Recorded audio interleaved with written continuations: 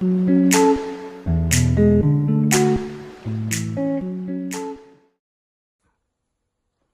am Amy, and this is my story.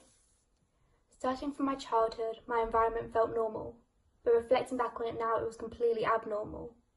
Fueled by severe OCD day in and day out, my father used to do more to me than just shout. My childhood was not filled with happiness, painting, baking and more. Instead, I was often pinned up my throat against walls and against doors. Being told I was going to be killed because apparently I did something wrong. The short time it took for my mother to save me felt too long. School was my safe haven where I loved and always wanted to be. But the days when I was ill and forced to stay at home, they were awful for me. I used to cry and beg Mother not to leave me at home, with her saying she would check on me throughout the day by phone. Well, if my father was angry, he took my phone away. He wasn't going to let me contact my mother or anyone else. No way. I remember my head hitting shelf corners and scissors to my face, my spine being bruised from hitting wood, being chucked up our staircase. Bribed with magazines and sweets to keep hush what happened to me, I was scared what would happen if I didn't, so I would agree.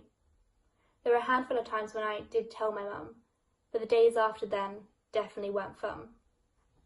I received messages at school saying, "Look what you've done." I was scared to go home, but I couldn't tell anyone. By the end of the school day, my anxiety levels were extremely high.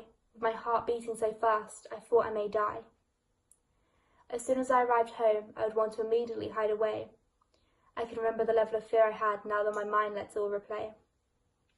The level of violence is one I feel I cannot properly convey, but she was subjected to a lot, this young Amy back in those days. I grew up with the idea that I couldn't do anything right, fearing for my safety during the day and crying myself to sleep at night. I was confined just to my room when I was at home, never allowed any friends over. I was always alone. During a time when my mother and I temporarily moved out, she got me my new best friend, a poodle called Snoopy, who during those awful times, on him I would depend. I used to cuddle him and cry whilst he too was shaking from fear on my bed. I know the hours when it was really bad he too used to dread. Even though I had Snoopy, I was definitely still not okay. He just made those days just a tiny bit less grey. Soon my ability to cope became less and less, with both my life and my mind becoming an absolute mess. My anxiety became unbearable in every aspect of my life. Whether I was at home, shopping or at school, my anxiety was rife. I didn't want to be at home but was having panic attacks at school. They were awful, and not being able to get into lessons made me feel like a fool. When my mother and I moved out from my dad, my anxiety took a step up. We seemed to be stuck together even though I wanted to break up. I was anxious when I had to leave the house or go anywhere alone. I couldn't go into shops, get on public transport or call anyone on the phone. Being diagnosed with depression was the next step for me. My mother didn't want me on tablets, and with the doctor she would plea. But as soon as I started to go to the GP alone, I could make all of those decisions completely on my own. At first we tried fluoxetine, but with me it didn't agree. Nobody told me how awful the side effects could be. I had a thing about nature and feeling the wind in my face, and with that climbing on roofs, which was a behaviour which was most out of place. Thankfully that phase didn't last long, and it was okay because Sertraline and I then got along. I still struggle today with depression, I just thought you should know, with my mood so low and not being able to move my head from my pillow. I find it hard to concentrate on my work most days, with my path to finishing my degree seeming like an unnecessary mind maze. Some of the uni staff are amazing, and just having them I feel blessed. Their support and help with extensions makes me feel far less stressed. Despite anxiety and depression, things do get just a little bit worse. It's as if I'm under some awful mental health curse. When I was 18, I admitted I had a problem with food, finally agreeing I had an eating disorder, which the doctor would also conclude. Being at home with my father, I realised food was my only control. Restricting food and losing weight seemed to be my mind's unconscious goal. I want to point out I didn't just wake up one day and decide not to eat. It was a long process of excluding food and behaviours developing, but with them I didn't compete. I let it completely take over me, and things became bad quite quick, losing 2 stone in 7 weeks, and after food making myself sick. I struggled to walk upstairs and constantly felt lightheaded. I had no energy to get out of bed, and my mind felt like it had been shredded. Even when I moved out from my dad, this all carried on, and to this day my eating disorder still hasn't gone. It's now been 8 years since all of this begun, which was quite a few years before I decided to admit it to someone. I want to recover, but I also really don't.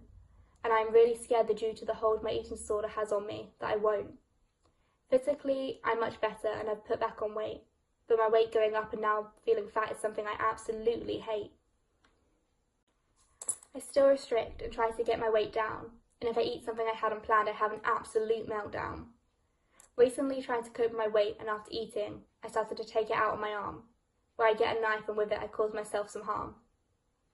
Every time I look at the scars on my arm, I get really sad. I hate how they look, and with myself for doing them I get really mad. I don't cut myself as much anymore as I've learnt other ways to cope. My future will be cutting free, and for that I have significant hope. Looking back, it's strange to think that my eating disorder actually came first, with my anxiety and depression developing as my eating disorder got worse. In a strange way, whilst I hate it, my eating disorder, it has a comfort to me, as I still feel like it's my main form of control, and in a weirder way, it makes me feel free. It's weird how I don't want to lose it despite giving me thoughts of wanting to die. Those times I've wanted to end my life because of my weight and food are awful, I really can't lie. I will continue to try to fight my brain and with help try to recover, all whilst trying to keep both my past and present situation from my mother. So yes, my childhood wasn't particularly ideal, and it all started from there as to why I struggled to eat each and every meal.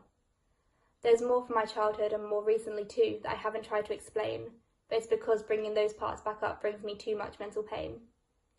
At the moment I want to focus on finishing my geography degree, as I want to prove my ability to others and finish something so important to me.